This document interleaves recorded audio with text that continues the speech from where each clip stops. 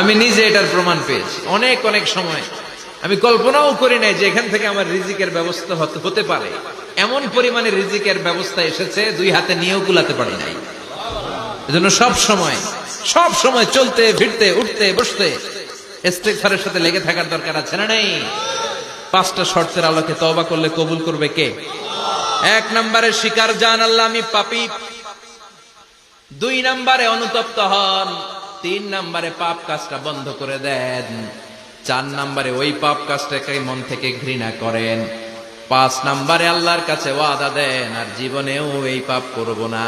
এই 5টা শর্তের আলোকে যদি তওবা করেন, আপনার তওবা কবুল করে নিবে কে? প্রতিদিন শত শতবার ইস্তেগফার পড়তে রাজি আছেন? বিশ্বনবী প্রতিদিন 70 বারেরও বেশি ইস্তেগফার করতেন।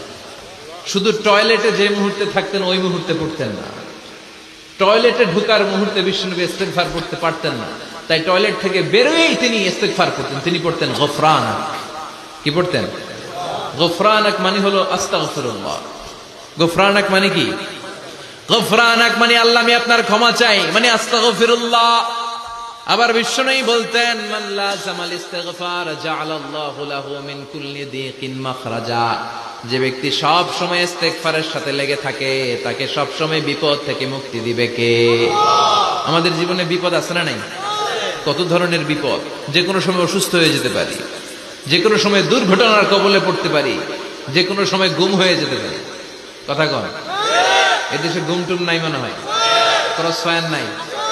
কে কোন সময় গুম, কে কোন সময় নাই, কোনো ঠিক নাই। আল্লাহ বিশ্বনবী বললেন মান লাজিমাল ইস্তিগফার জাআলাল্লাহু লাহু মিন কুল্লি দীকিন মাখরাজা।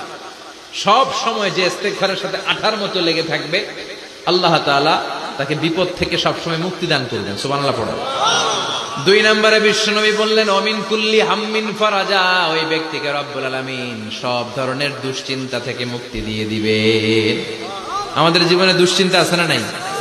টেনশন নাই কার কার? হাত তুলেন তো, যে হুজুর আমার কোনো টেনশন নাই।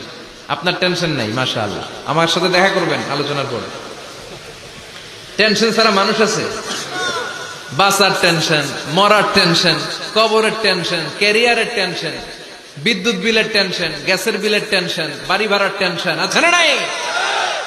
বিশ্বনবী বললেন টেনশন ছাড়া মানুষ নাই। সব সময় আঠার মতো যে ইস্তেগফারের সাথে লেগে থাকবে তাকে টেনশন মুক্ত করে দিবে কে? 3 নাম্বার ওয়ারযুকহু মিন হাইসু লা ইয়াহতাসিব। এমন জায়গা থেকে আল্লাহ তাআলা রিজিকের ব্যবস্থা করে দিবেন সে কল্পনাও করতে পারবে না। আমি নিজে এটার প্রমাণ পেয়েছি। অনেক অনেক সময় আমি কল্পনাও করি নাই যে এখান থেকে আমার রিজিকের ব্যবস্থা হতে পারে। এমন পরিমাণে রিজিকের ব্যবস্থা এসেছে, দুই হাতে নিয়েও কুলাতে পারি নাই। এজন্য সব সময় চলতে ফিরতে উঠতে বসতে ইস্তেগফারের সাথে লেগে থাকার দরকার আছে না নাই? আবার বিশ্বনবী বললেন সদা সর্বদা যারা সব সময় ইস্তেগফার পড়বে আল্লাহর পক্ষ থেকে কোনো আযাব গজব তাদের উপর পাকড়াও হবে না। ওয়া মা কানাল্লাহু মুআযযিবাহুম ওয়া হুম ইস্তাগফিরুন। সুবহানাল্লাহ। যতক্ষণ তুমি ইস্তেগফার পড়বে আল্লাহর পক্ষ থেকে প্রোটেকশন আছে না নাই? তাহলে 4টা জিনিস পেলেন। 1 নম্বরে বিপদ থেকে মুক্তি দিবে কে?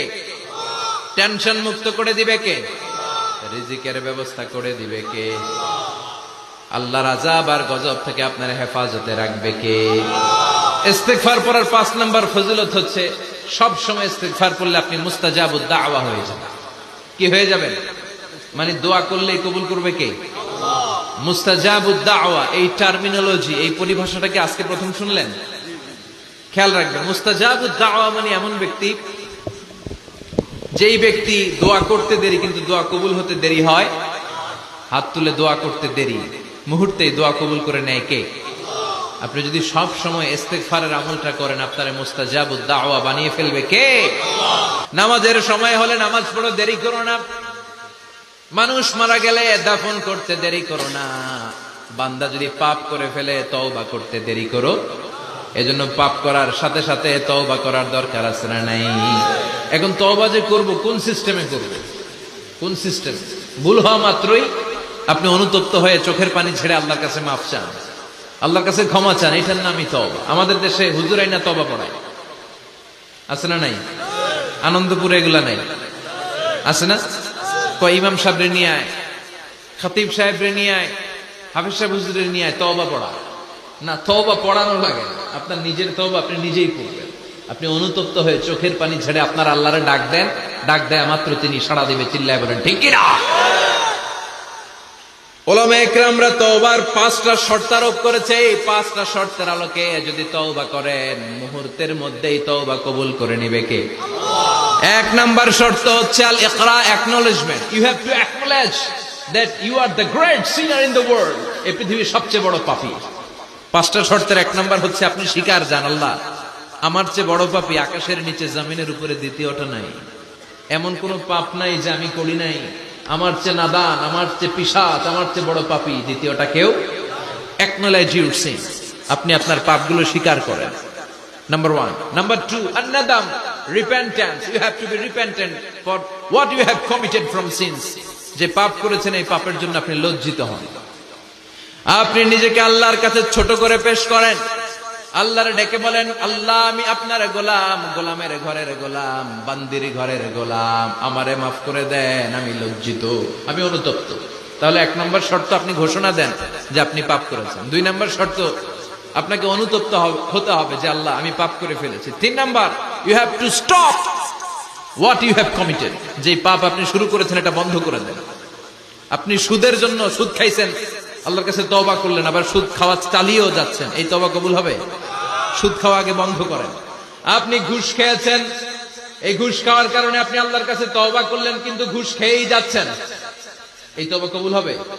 3 নাম্বার হচ্ছে you have to stop what you have committed. আপনি যেই পাপ করেছেন এটাকে বন্ধ করেন। 4 নাম্বার শর্ত, you have to hate what you have committed. আপনি যেই পাপটা করেছেন এটাকে মন থেকে ঘৃণা করেন, ওইটারে মন থেকে ঘৃণা করতে হবে। 5 নাম্বার শর্ত হচ্ছে you have to determine that you never repeat this sin again.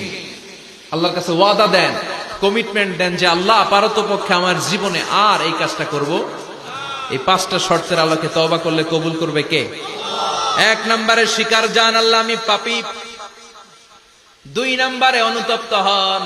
3 নম্বরে পাপ কাজটা বন্ধ করে দেন। 4 নম্বরে ওই পাপ কাজটাকে মন থেকে ঘৃণা করেন। 5 নম্বরে আল্লাহর কাছে ওয়াদা দেন আর জীবনেও এই পাপ করব না। এই 5টা শর্তের আলোকে যদি তওবা করেন, আপনার তওবা কবুল করে নিবে কে? এজন্য যত পাপ, যত অন্যায় আমরা করি না কেন, আমাদের এই পাপগুলো, অন্যায়গুলো ক্ষমা করার একজন আছে না নাই? তিনি কে? এজন্য সব সময় তওবা করতে রাজি আছেন তো?